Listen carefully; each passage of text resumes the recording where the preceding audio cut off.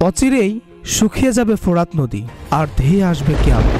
কি হতে চলেছে বর্তমান পৃথিবীতে, যা দেখে সবাই হতভম্ব হয়ে যাবেন। আসসালামু আলাইকুম ওয়া রাহমাতুল্লাহ।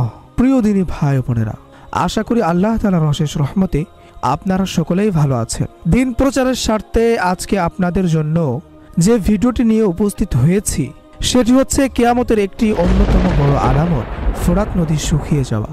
ফোরাত নদী, যেই নদীটির নাম আপনারা সকলেই কম বেশি শুনেছেন, আর এই নদীটি মুসলিম ধর্মের এক অন্যতম নিদর্শন।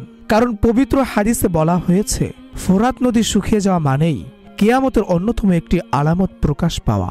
যেই আলামতটির ব্যাপারে হযরত নবী করিম সাল্লাল্লাহু আলাইহি সাল্লাম ভবিষ্যৎবাণী করে গিয়েছেন। আর সেই ভবিষ্যৎবাণীর ভিতরেই মহানবী সাল্লাল্লাহু আলাইহি সাল্লাম বলেছেন, কিয়ামতের অন্যতম আলামত, এর প্রধান নিদর্শন হচ্ছে ফোরাত নদী শুকিয়ে যাওয়া। আর বর্তমানে ফোরাত নদীর কি অবস্থা তা আপনারা সকলেই জানলে হতভম্ব হয়ে যাবেন। বুঝতেই পারবেন যে কিয়ামত আসতে আর খুব বেশি সময় বাকি নেই। এ সম্পর্কে বিস্তারিত জানতে ভিডিওটি না টেনে একেবারেই শেষ পর্যন্ত দেখতে থাকুন এবং দিন প্রচারের স্বার্থে ভিডিওটি শেয়ার করে আপনার বন্ধুদের মাঝে ছড়িয়ে দিন। 2025 সালের এই সময়ে দেখা যাচ্ছে ফোরাত নদী শুকিয়ে সিরিয়া ও ইরাকে চরম পানির সংকট দেখা গিয়েছে। নদীটির গর্তে লুকিয়ে থাকা নানান ধরনের আলামত প্রকাশ পেতে শুরু করেছে, যা নিয়ে কৌতূহলের যেন শেষ নেই। ইতিহাসবিদদের ও বিজ্ঞানীদের মতে রয়েছে নানান ধরনের কৌতূহল। এছাড়াও এই নদীটি নিয়ে অসংখ্য ভবিষ্যৎবাণী করে গিয়েছেন আমাদের শেষ নবী হযরত মুহাম্মদ সাল্লাল্লাহু আলাইহি সাল্লাম। বিগত 5 বছরে দেখা যাচ্ছে নদীটি প্রায় শুকিয়ে গিয়েছে। এতে ইরাক ও সিরিয়ায় কৃষিকাজে নানান ধরনের সমস্যা দেখা দিচ্ছে, যার কারণে পানির সংকটে পড়েছে প্রায় 2,30,00,000-এরও অধিক মানুষ। প্রিয় দিনী ভাই বোনেরা, আজকে এই ভিডিওটি আমরা এই ফোরাত নদীর বর্তমান অবস্থা সম্পর্কে জানাবো। আরও জানাবো এই নদীটির সম্পর্কে কিছু গুরুত্বপূর্ণ ভবিষ্যৎবাণী। তাই ভিডিওটি অবশ্যই দিন প্রচারের স্বার্থে আপনার বন্ধুদের মাঝে ছড়িয়ে দিবেন এবং ফোরাত নদীর সম্পর্কে আরও আপডেট সংবাদ জানতে আমাদের ভিডিওটিতে একটি লাইক দিয়ে চ্যানেলটি সাবস্ক্রাইব করে পাশে থাকা বেল আইকনটি বাজিয়ে দিন এবং সবসময় আমাদের সাথেই থাকুন।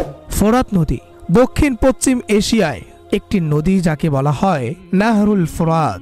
এই নদীটি ইরাক ও সিরিয়ার জন্য একটি গুরুত্বপূর্ণ নদী। এই নদীটি সিরিয়ার উপর দিয়ে ইরাক পর্যন্ত গিয়ে শেষ হয়েছে। এই নদীটির দৈর্ঘ্য প্রায় 2800 কিলোমিটার।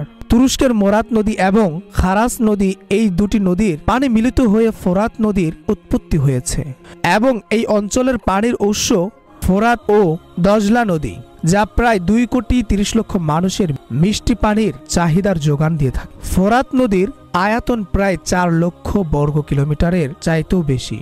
বর্তমানে নদীটি দ্রুতই শুকিয়ে যাচ্ছে, কিন্তু কেন? বর্তমানে জলবায়ু পরিবর্তনের ব্যাপক প্রভাব পড়েছে এই অঞ্চলে। এছাড়াও ফোরাত নদী সিরিয়ার একটি যুদ্ধ বিধ্বংস অংশের মধ্য দিয়েও বয়ে চলেছে, যেখানে প্রায় 12 বছরের গৃহযুদ্ধে নদীটির ব্যাপক ক্ষয়ক্ষতি হয়েছে। এছাড়াও রয়েছে বিভিন্ন সময়ে তুরস্ক, সিরিয়া ও ইরাক অপরিকল্পিত বাধা নির্মাণ করার কারণে 1999 সালের পরে নদীটি আশঙ্কাজনক হারে কমতে শুরু করেছে। পরবর্তীতে 2014 সালের পর থেকে এ অঞ্চলে বেশি পরিমাণে বৃষ্টি হওয়ার কারণে ফোরাত নদী পানি কিছুটা বেড়েছিল, কিন্তু আবারও দেখা যায় 2021 সালের পর থেকে দ্রুত হারে ফোরাত নদীর পানি শুকাতে শুরু করেছে। প্রিয় দর্শক, অনেক গবেষকদের ধারণা হচ্ছে যে ফোরাত নদীর আশেপাশে বা এর তলদেশে একটি বিরাট স্বর্ণের খনি রয়েছে। কেউ কেউ বলেছে এটি একটি প্রাকৃতিক খনি, যাতে প্রাকৃতিকভাবেই স্বর্ণ জমা হয়েছে। আবার কারো মতে এটি প্রাচীন কোনো রেখে যাওয়া গুপ্তধন। তবে এই সুড়ঙ্গের পথ ধরেই এগুলো পাওয়া যাবে বলে সকলের ধারণা, যদিও এ বিষয়ে এখনো নিশ্চিত করে কেউ কিছু বলতে পারেনি। তাছাড়াও রাসূল সাল্লাল্লাহু আলাইহি সাল্লাম ওই স্বর্ণগুলো নিতে মুসলমানদেরকে নিষেধ করেছিলেন। কিন্তু বর্তমান পরিস্থিতিতে কোনো গবেষকই বলেনি যে ফোরাত নদীতে স্বর্ণের খনি পাওয়া গেলে তা নেওয়া যাবে না। তবে হ্যাঁ, যেহেতু রাসূল করিম সাল্লাল্লাহু আলাইহি সাল্লাম এটি নিষেধ করেছেন, তাই মুসলমানদের উচিত হবে এই স্বর্ণের প্রতি লোভ না দেখিয়ে এ থেকে দূরে থাকা। একটি হাদিসে হযরত আবু হুরায়রা রাদিয়াল্লাহু তাআলা আনহু থেকে বর্ণিত, তিনি বলেন, রাসূলুল্লাহ সাল্লাল্লাহু আলাইহি সাল্লাম বলেছেন, ততক্ষণ পর্যন্ত কিয়ামত সংঘটিত হবে না যতক্ষণ পর্যন্ত না ফোরাত নদী শুকিয়ে যায় এবং তার মাঝ থেকে একটি স্বর্ণের পাহাড় উন্মোচন হয়। মানুষ এই স্বর্ণের জন্য যুদ্ধ করবে এবং প্রতি 100 জনের মাঝে 99 জন মানুষ মারা যাবে এবং তাদের প্রত্যেকেরই ভাবনা এমন থাকবে যে বেঁচে যাওয়া মানুষটি যদি আমি হতাম।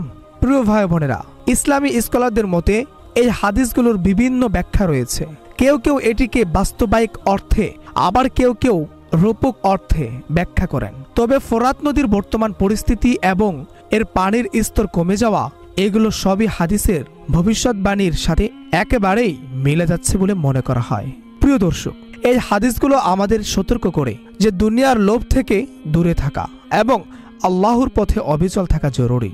আল্লাহ সুবহানাহু ওয়া তাআলা আমাদের সকলকে সঠিক সময়ে সঠিক বুঝ দান করুক, আমিন। আজ এখানে শেষ করছি, দেখা হবে ইনশাআল্লাহ অন্য কোনো ভিডিওতে। পরবর্তী ভিডিওটি কি সম্পর্কে দেখতে চান তা অবশ্যই কমেন্ট বক্সে কমেন্ট করে জানাবেন। আল্লাহ হাফেজ।